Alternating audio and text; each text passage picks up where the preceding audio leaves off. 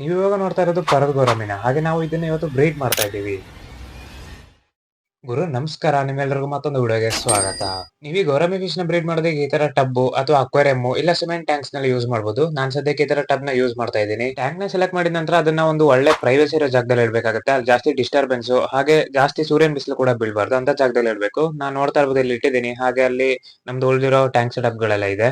Next ನಾವು ಈ ಟ್ಯಾಂಕಿಗೆ ಆದಷ್ಟು ಕ್ಲೋರಿನ್ ಫ್ರೀ ಆಗಿರೋ ವಾಟರ್ ನ ಆಡ್ ಮಾಡಬೇಕು. ನೀರನ್ನ ಹಾಕಿದ ನಂತರ ನಾವು ಇದಕ್ಕೆ ಸ್ವಲ್ಪ ಕಲ್ಲುಪ್ಪನ ಹಾಕಬೇಕು. ಅಕ್ವೇರಿಯಂ ಸಾಲ್ಟ್ ಅಥವಾ ನಾರ್ಮಲ್ ಸಾಲ್ಟ್ ಯಾವ್ದು ಬೇಕಾದ್ರೂ ನೀವು ಯೂಸ್ ಮಾಡಬಹುದು. ಕಲ್ಲುಪ್ಪನ ಹಾಕೋದ್ರಿಂದ ನೀರಲ್ಲಿರೋ ಬೇಡದೇ ಇರೋ ಬ್ಯಾಕ್ಟೀರಿಯಾ ಎಲ್ಲ ಹೋಗುತ್ತೆ. ಅದ್ರ ಜೊತೆಗೆ ನಾವು ಸ್ವಲ್ಪ ಒಣಗಿರೋ ಬಾದಾಮಿ ಎಲೆನ ಕೂಡ ಆಡ್ ಮಾಡಬೇಕು. ಇದರಿಂದ ಸ್ವಲ್ಪ ಬೆನಿಫಿಷಿಯಲ್ ಬ್ಯಾಕ್ಟೀರಿಯಾ ಇಂಪ್ರೂವ್ ಮಾಡೋದಕ್ಕೆ ಹೆಲ್ಪ್ ಆಗುತ್ತೆ. ಇದನ್ನೆಲ್ಲ ಹಾಕಿದ ನಂತರ ಇದಕ್ಕೆ ಮೇನ್ ಆಗಿ ಬೇಕಾಗಿರೋದು ಲೈವ್ ಪ್ಲಾಂಟ್ಸ್. ನಾನಿಲ್ಲಿ ಫಾಕ್ಸ್ ಟೈಲ್ ಮತ್ತೆ ಒಂದೆರಡು ವೆರೈಟಿ ಫ್ಲೋಟಿಂಗ್ ಪ್ಲಾಂಟ್ಸ್ ನ ತಗೊಂಡಿದ್ದೀನಿ. ಇದನ್ನ ಕೂಡ ಈಗ ಟ್ಯಾಂಕ್ ಸೆಟಪ್ ಗೆ ಹಾಕೋಣ. ಈ ಪ್ಲಾಂಟ್ಸ್ ನೆಲ್ಲ ನಾನೊಂದು ಬೇರೆ ಟ್ಯಾಂಕ್ ಸೆಟಪ್ ಇಂದ ತಗೊಂಡ್ಬಂದೆ. ಆ ಪ್ಲಾಂಟ್ಸ್ ಜೊತೆ ಈ ಮರಿಗಳು ಕೂಡ ಬಂದಿತ್ತು, ನೋಡ್ತಾ ಇರಬಹುದು.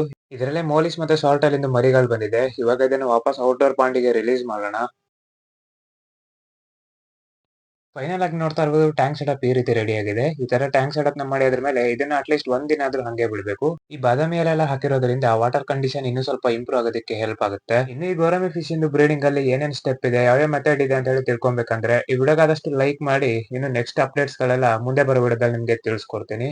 ಇದೇ ತರ ಪೆಟ್ಸ್ ಮತ್ತು ಫಿಶಸ್ ರಿಲೇಟೆಡ್ ಕಂಟೆಂಟ್ ನ ಕನ್ನಡದಲ್ಲಿ ನೋಡ್ಬೇಕಂದ್ರೆ ನಮ್ಮ ಪೇಜ್ ನ ಈಗಲೇ ಫಾಲೋ ಮಾಡ್ಕೊಂಡು ಸಪೋರ್ಟ್ ಮಾಡ್ತಾ ಇರಿ.